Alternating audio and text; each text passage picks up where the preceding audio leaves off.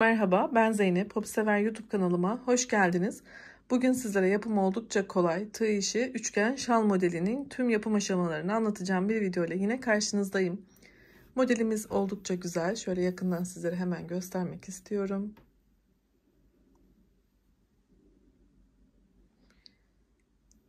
Arkasına da bakalım. Hemen ip bilgisiyle devam etmek istiyorum. Ben bu şekilde bir angora iplik kullandım. Tabi dilediğiniz iplerle de olabilir ama görmek isteyenler olabilir. İstediğiniz markaları tercih edebilirsiniz. Yine tığ numarası olarak ise 2 milim bir tığ kullandım. Evet, bismillah diyelim ve başlayalım. 6 tane zincir yapalım.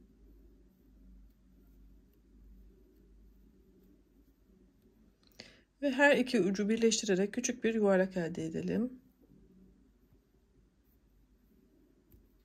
Bu ipi de ön tarafa alarak tutuyorum. Trabzanlarımı yaparken arada kaybolacak. 3 tane zincir yapıyorum. Üzerine aldım. Bu halkamın içerisine bir tane ikili trabzan yapıyorum. Arada 2 tane zincir. 2 tane ikili trabzan.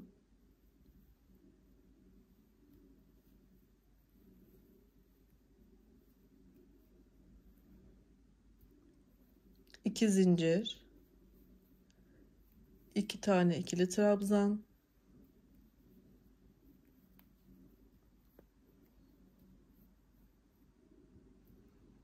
ve son olarak 2 zincir, 2 trabzan şeklinde gruplarımı tamamlıyorum. Toplamda 4 tane grubumu oluşturdum.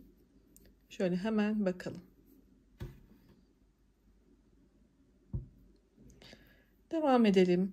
Dönüşlerde 4 tane zincir yapıyorum ve çevirdim. İlk boşluğa, iki grup arasındaki boşluğa su taşı yani kenar yapıyorum. 2 tane ikili trabzan, 2 zincir, 2 tane ikili trabzan. Sağ ve sol kenar sürekli aynı şekilde devam edecek arkadaşlar. 3 tane zincir yapıyorum. Sırada gelen grupların arasındaki boşluğa 3 tane ikili trabzan yapıyorum.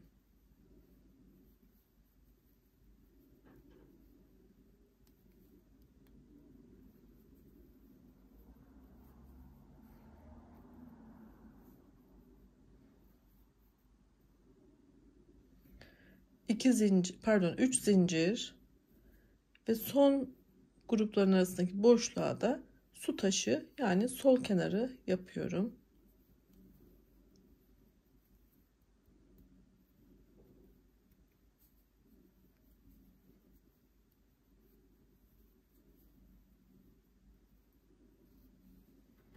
Hemen bakalım. Devam edelim. Dönüşlerde 4 zincirimizi yapıp ilk önce su taşını yani kenarı yapıyoruz. Dediğim gibi bu değişmeyen kuralımız, sağ ve sol kenar aynı olmalı. Ben ikili trabzan olarak yaptım ama üçlü trabzan da yapabilirsiniz. Evet, sağ kenarı tamamladım. Şimdi desenimizi vermeye başlayacağız. 3 tane trabzanımızı yapmıştık bu sırada. Şimdi üstüne fıstıklarımızı yapacağız. 3 tane zincir yapalım. Tığıma bir kere sarıyorum ve ilk trabzanın tepesindeki boşluğa batarak ilmek yükseltiyorum. 3 tane ilmeğimi yükselttim. Daha dolgun isterseniz burada 4 ya da 5 kere de sarabilirsiniz. Bu da sizin tercihinize kalmış. Hepsini tek seferde çıkarttım ve kapattım. Arada 3 tane zincir daha yapıyorum. Şimdi ikinci trabzanımın tepesine fıstık yapıyorum.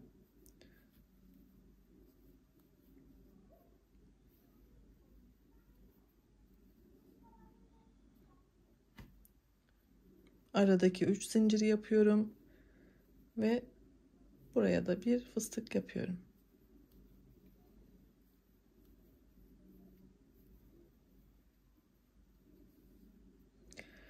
Sol kenara ilerlerken 3 tane zincirimi yaparak yine sol kenardaki su taşını yapıyorum.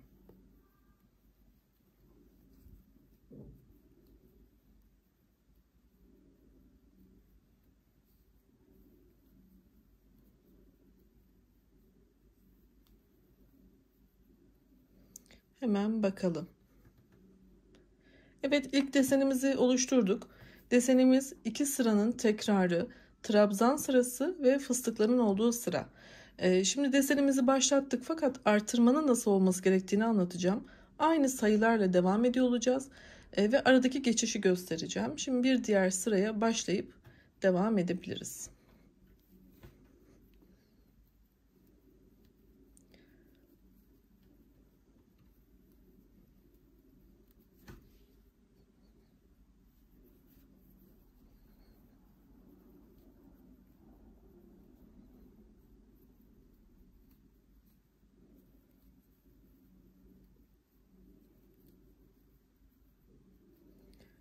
Evet, şimdi bu trabzanlı sırayı yaparken artırmayı da gösteriyor oluyorum.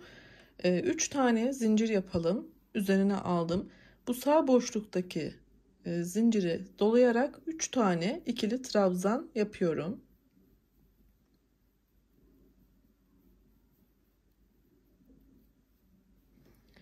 Ve buradaki 3 trabzanı sağ kenara yaptım. Şimdi buradaki geçişte 5 tane zincir yapalım. Ve ikinci fıstığımın tepesindeki şu boşluğa, şöyle tepesine bakın, şuraya sık iğne yaparak sabitliyorum. Tekrar 5 zincir üzerine aldım. Soldaki zincir boşluğuna dolayarak 3 tane ikili trabzanımı yine yapıyorum.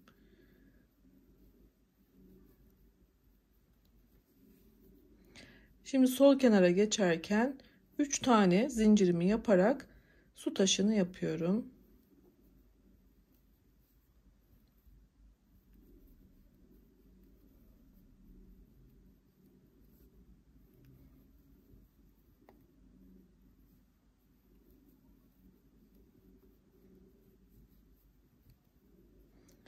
Hemen yakından bakalım.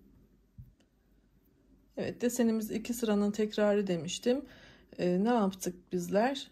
Buradaki 3 tane trabzanı devam ettirdik. İlk desen sıramızı kurduk. Şimdi fıstık sıralarımızı yapıyor olacağız.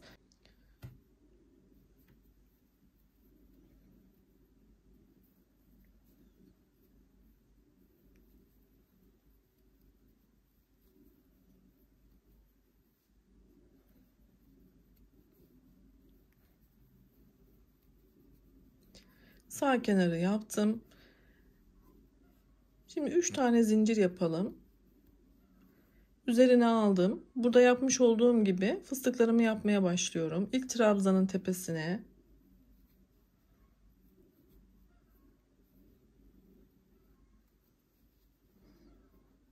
arada 3 tane zincir.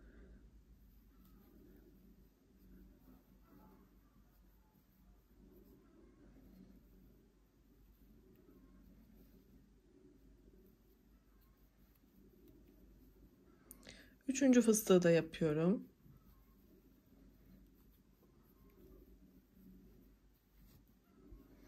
Şöyle bakalım.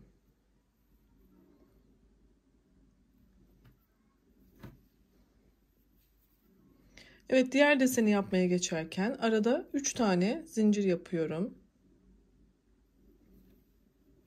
3 tane yaptım galiba, değil mi? Tam sayamadım. Hemen bir daha yapacağım. Evet. 3 tane zincir yaptıktan sonra diğer tarafa geçeceğim. Bu arada herhangi bir işlem yapmıyorum. Üzerine aldım. Direkt buradaki trabzanın tepesine batarak ilk fıstığımı yapıyorum. Arada 3 zincir.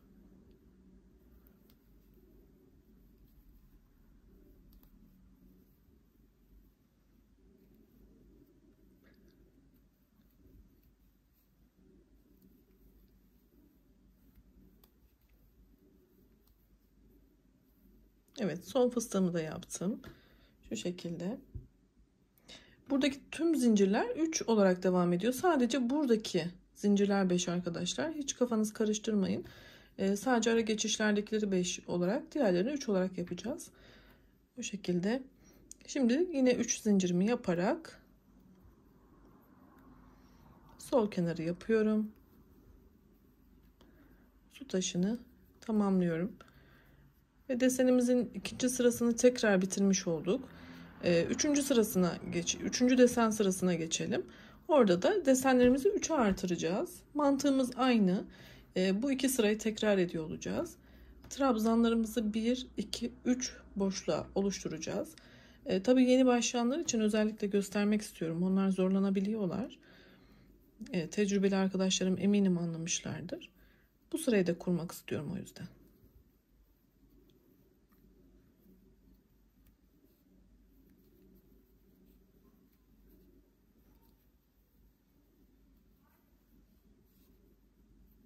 Üç tane zincirimi yapıyorum ve 3 trabzanımı yapıyorum.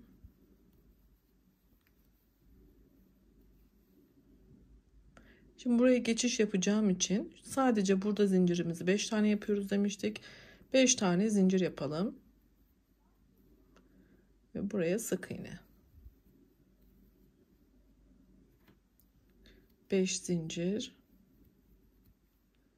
Ve orta kısma da 3 tane ikili trabzan.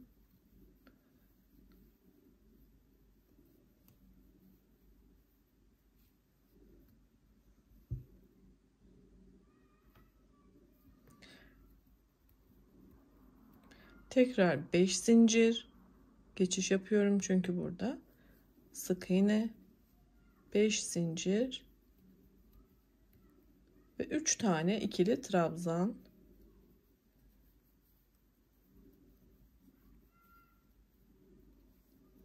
Şimdi 3 tane zincir yaparak sol kenarı yapıp tekrar göstereceğim.